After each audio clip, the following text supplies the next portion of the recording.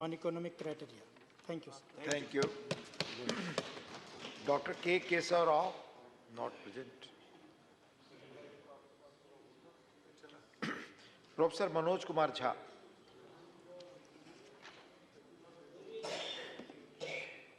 शुक्रिया सर, शुक्रिया उपसभापति महोदय। जया जी हैं यहाँ। Please please. नहीं, एक संदर्भ था इसलिए आप ही से कह रहा हूँ सर कि एक फिल्म थी कभी कभी, उसमें एक शाहिर की बड़ी अच्छी लाइन थी, कभी कभी मेरे दिल में एक ख्याल आता है। तो बाकी जो आगे है वो नहीं कहूँगा क्योंकि संदर्भ दूसरा है, लेकिन कभी कभी मेरे एक दिल में एक ख्याल आता है कि राजनीतिक जिंदगी में अगर हमारी महामहिम राष्ट्रपति खुद से अपना स्पीच लिखने लगे, अभिभाषण, तो शायद ये स्तुति गान ना होता जो इतने पन्नों का मिला है। अब ये कब होगा सर? ये हमेशा से होता रहा होगा, लेकिन कई चीजें जो हमेशा से होती रही हैं वो अच्छी हो ये आवश्यक नहीं है। क्यों सर? क्योंकि जमीन की हकीकत और अभिभाषण के तथ्य मेल नहीं खाते हैं सर, और ये चिंता का विषय है। मसलन मैं शुरुआत करूं एक छोटी सी चीज से। पैरा 2 कहता है स्थिर सरकार। अरे समाज अस्थिर है तो स्थिर सरकार का क्या करें? उस ऑर्केस्ट्रा में जाकर के हम भी गाना गाएं। समाज में अस्थिरता के लक्षण जहां चले जाइए, क्षेत्रीय आधार पर, धर्म के आधार पर, जातिगत विषमता के आधार पर इतनी अस्थिरता है और हम स्थिर सरकार का महिमा मंडन करें। सर, स्थिर सरकार वो होती है जो समाज में अस्थिरता पैदा ना होने दे। यहां उल्टा मामला है, ये चिंता का विषय है। इसकी अभिव्यक्ति माननीय राष्ट्रपति महोदया के अभिभाषण में नहीं होती है। सर, 370 का जिक्र आया। 370 के जिक्र को मैं, धन्यवाद सभापति महोदय, 370 के जिक्र को मैं थोड़ा चाहता हूं कि एक व्यापक कैनवास पे लें। आजकल ऑथेंटिकेशन की बहुत बात होती है सर, मैं पूरी की पूरी किताब लेके आया हूं, कश्मीर आफ्टर 370, अनुराधा भसीन जी ने लिखी है, कश्मीर टाइम्स की एडिटर रही हैं। सर, लगातार खबरें आ रही हैं, आप कहते हैं कि नॉर्मैलिसी है। सर, दिल्ली के दरबार से नॉर्मैलिसी बोलना और कश्मीर में जाकर के उस नॉर्मैलिसी को महसूस करना, इसमें बहुत बड़ा फर्क है सर। महीनों से वहां बुलडोजर चलाए जा रहे हैं, कहा जा रहा है सरकारी जमीन से अतिक्रमण घट रहा है, लेकिन सर लोगों के घर तोड़े जा रहे हैं बिना नोटिस के। मैं बार बार कहता हूं माननीय सभापति महोदय आपके माध्यम से, सर कश्मीर को जमीन का टुकड़ा ना समझा जाए। जिंदा लोग बसते हैं, जब तक कश्मीरियों का दिल नहीं जीतोगे, कश्मीर का दिल कभी नहीं जीत पाओगे, चाहे आप लाख कोशिश कर लें। सर, भ्रष्टाचार के बारे में भी कहा गया, तो सर मैं तो सोच के आया था कि ऐसी कोई बात ही नहीं बोलूंगा। अचानक आपको देखा और आप आए, बीच में प्रवेश की, एक कहानी याद आई। एक राजा को तोतों का बड़ा शौक था, कारोबारी तोते रखते थे राजा साहब, तोते का बड़ा शौक था। नहीं, आप बताइए, मुझे देखते ही आपको भ्रष्टाचार की क्यों याद आ गई? नहीं सर, भ्रष्टाचार की नहीं, राजा की याद आ गई। इसको क्लैरिफाई कीजिए। सर, राजा की याद आई। We have a distinguished member here from the same fraternity. Sir Raja की याद आई। सर तो कई तोते थे उसके पास, लेकिन अचानक उसका स्नेह एक खास तोते के लिए काफी हो गया। गौतमी प्रवृत्ति का तोता था, तो सबको चांदी और स्टील की कटोरी मिली, उस तोते को कनक कटोरी मिली। और तोते से राजा सलाह बहुत लिया करते थे, और तोता सलाह भी देता था, भूत भी ठीक करता था, भविष्य की बात भी करता था। एक दिन उस तोते के बारे में कोई अनुसंधान आ गया पड़ोस से। उस अनुसंधान के बाद तोता थोड़ा बीमार रहने लगा। अब उस बीमार तोते की वजह से राजा ने भी खाना पीना छोड़ दिया, लेकिन उस तोते का एक और भाई था जो विनोदी स्वभाव का था। अब उसने फूल नाम की एक कंपनी और एक हाँ बैंक हुआ करता था, हाँ बैंक के 48,000 करोड़ उस तोते ने 1303 करोड़ में केमन आइलैंड पे दे दिया। ये प्राचीन काल की बात है सर। तो तोता और राजा की कहानी में पिक्चर अभी बाकी है, शेष अगले अंक में, संभवतः बजट में। सर, राष्ट्रपति के अभिभाषण पर विशुद्ध राजनीतिकरण होता है, राजनीतिकरण होनी भी चाहिए, लेकिन सर 2018 से लेकर अब तक जब अभिभाषण में आप कंटेंट एनालिसिस करो तो 43 बार 2014 का जिक्र होता है। सर इतना तो 1947 का जिक्र नहीं होता जब हम आजाद हुए थे। 2014, ये कौन से इतिहास की समझ विकसित कर रहे हैं कि 2014 से पूर्व इस देश में अंधेरा था और 24 में अगर कुछ और हो गया तो देश में सन्नाटा हो जाएगा। सर शून्य और सन्नाटे के बीच में सर मैं माननीय सभापति महोदय, टॉलरेंस 1952 में बाबू राजेंद्र प्रसाद एक बड़ा दिलचस्प किस्सा है कि 2014 की खासियत क्या है। I was elected to parliament in 89। तो एक second, let's be little decorous. हाँ, be little decorous. These snipe swords should not be there. They don't give any dignity to anyone in the house. So we started a decade in 90s. So we used to have MPs, ex-MPs. But there was a new breed during 90s, ex-MPs, AXED. They couldn't complete their term. 9th Lok Sabha was there. Then thereafter we had that situation when we had Indra Kumar Gujral ji, S.D. Devgowda ji, and also Atal Bihari Vajpayee ji for 2 terms. So that particular phase of 30 years where the country had coalition governance came to an end in 2014. That was the reason. Sir, sir, Jairam ji. Achha, I said AXED. Sir, माननीय सभापति महोदय, मेरे वक्त वैसे भी हम लोगों का अच्छा वक्त नहीं चल रहा है, तो मेरे वक्त में 2 मिनट का इजाफा कर दीजिएगा। एक स्पीकर हमारे और होंगे संभव, उनका कट जाएगा। सर प्लीज, मैं क्यों कह रहा था आप मेरे भावार्थ को नहीं समझे। 2014 सर, इतिहास बोध 2014 से नहीं होगा, फिर क्या कहेंगे 47 में। हम पहली आजादी की वर्षगांठ हमने 48 में मनाई थी सर, तब तक बापू को खो चुके थे। हाँ, आज 75वें वर्ष में इस तथाकथित अमृत काल में मैं ये देख रहा हूं कि गांधी की हत्या करने वालों का महिमा मंडन हो जाता है।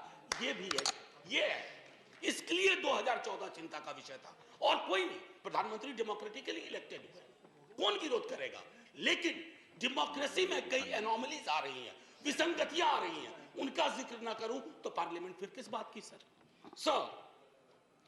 राजेंद्र बाबू तक टॉलरेंस की बड़ी बात हुई, उनसे लेकर के सहिष्णुता की बात हुई।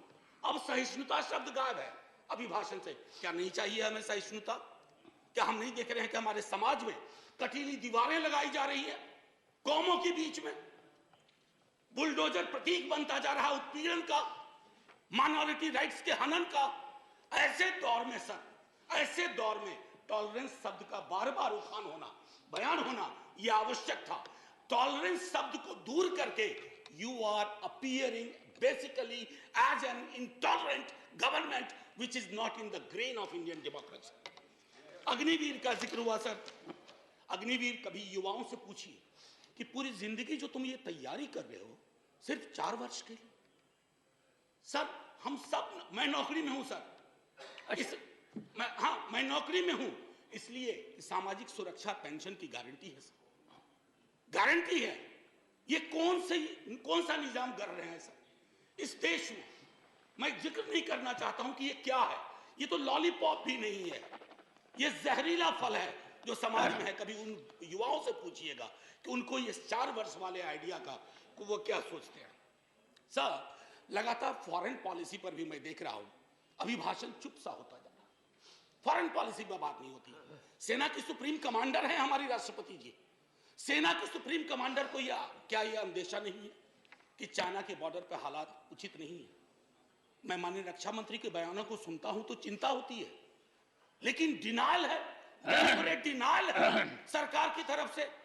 एक पड़ोसी के लिए तो लाल आंख निकाल देते हैं, दूसरे पड़ोसी के नाम पर आप चुप हो जाते हैं। Honorable member, security is a very sensitive subject, and you are a professor. We expect such a subject to be taken up very seriously, and let it not be usual discourse. Go ahead. Sir, I am a student of political science and history. In 1962, When India was at war with China, we had debated that in this parliament. So national security, definition of national security is not the core prerogative of the ruling party. We are equally concerned. और मैं तो कहूंगा कि तराजू उठा लो ना भाई, आविष्कार करवा लो किसके अंदर कितना पेट्रियोटिज्म है, पता चल जाएगा हकीकत क्या है और फसाना क्या है, अफसाना क्या है। ये मैं कहना चाहता था। लगातार बीते वर्षों में अगर मैं कहूं, फिलिस्तीन का जिक्र हुआ करता था। हमारे सारे प्रेसिडेंट, वाजपेयी जी के टाइम तक फिलिस्तीन पे चुप हो गए। काहे को? क्या वजह है? क्या हम अपनी विदेश नीति में ये ताकत नहीं पैदा कर सकते कि ऑपरेस्ट community anywhere is or will shall have our concern? कितना बदल गए हम सर। मैं जानता हूं हिंदुस्तान के नजरिए से देखिए, लेकिन हिंदुस्तान की नजर मत बदलवाइए। जो 47 में नींव रखी थी गई थी, उस नींव को मत हिलाइए। उस नींव को हिला दीजिएगा तो पार्लियामेंट की बिल्डिंग भी ढा ढा के गिर जाएगी। ये चिंता का विषय है सर। जुडिशियरी, उसके बारे में भी जिक्र था। जुडिशियरी पर आजकल मैं देख रहा हूं 2 चम्मच सुबह 2 चम्मच शाम के हिसाब से बयान आते रहते हैं सरकार की ओर से। साहब हम सब जानते हैं कि जुडिशियरी में रिप्रेजेंटेशन होना चाहिए। हमारा दल, राष्ट्रीय जनता दल और हमारे नेता लगातार कहते रहे कि वंचित समाज SC ST OBC का जब तक प्रतिनिधित्व नहीं होगा, न्यायपालिका और न्यायालय दूर रहेंगे हमसे। लेकिन सर मामला अब बेसिक स्ट्रक्चर पर आ गया और बयान ऐसे आ रहे हैं जिनको न मौलिक की समझ न संरचना की समझ। बेसिक स्ट्रक्चर पर मैं तो और किसी को नहीं कहूंगा, आप आडवाणी जी को देख लीजिए, उनको पढ़ लीजिए, पता चल जाएगा। माननीय प्रेसिडेंट साहिबा के बयान में जातिगत बहुत बातें हुई, SC ST OBC। सर पूरे देश में एक लहर चल रही है जातिगत जनगणना की। आपके भी लोग अब बोलने लगे हैं, सत्ता पक्ष के। सर मैं 12वें मिनट पे खत्म कर दूंगा, हालांकि 2 मिनट आपको जोड़ना भी था सर, माफी के साथ। मैं सिर्फ ये कहना चाहूंगा सर कि जातिगत जनगणना के लिए सरकार, आपका कोई नुकसान नहीं होगा। मैं आपको यकीन दिलाता हूं, थोड़ा फायदा होगा।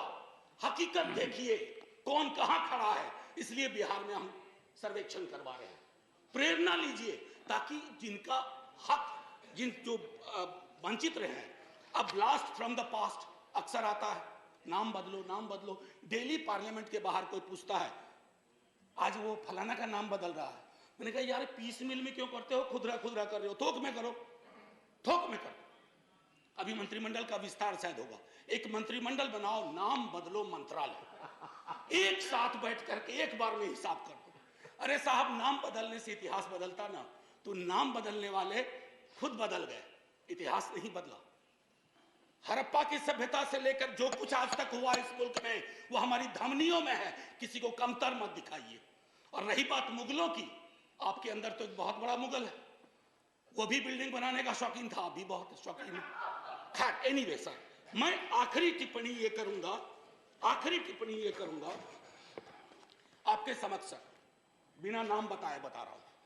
हम सबल केंद्र चाहते हैं, लेकिन केंद्र की सबलता संविधान से आती है, किसी दल के सत्ता पर एक अधिकार से नहीं आती। यदि केंद्र का व्यवहार न्यायपूर्ण नहीं रहा, यदि दलगत आधार पर प्रदेशों के साथ भेदभाव या पक्षपात किया गया, तो प्रदेशों में केंद्र विरोधी भावनाएं जन्म लेंगी। मैं नहीं सर, अटल जी 74 का भाषण। बस सर आखिरी, कुछ मित्रों ने इसे अनावश्यक कर्मकांड, यानी इस बहस को कर्मकांड का, मुझे तो यह सारा दृश्य प्रहसन सा प्रतीत होता है। राष्ट्रपति का अभिभाषण ही नहीं, इस पर होने वाली यह चर्चा करने वाला यह सदन, यह संसद कुछ अर्थों में बेमानी, व्यर्थ, जन जीवन से कटा हुआ। मैं नहीं, अटल जी, ये हमारे लिए आईना होना चाहिए।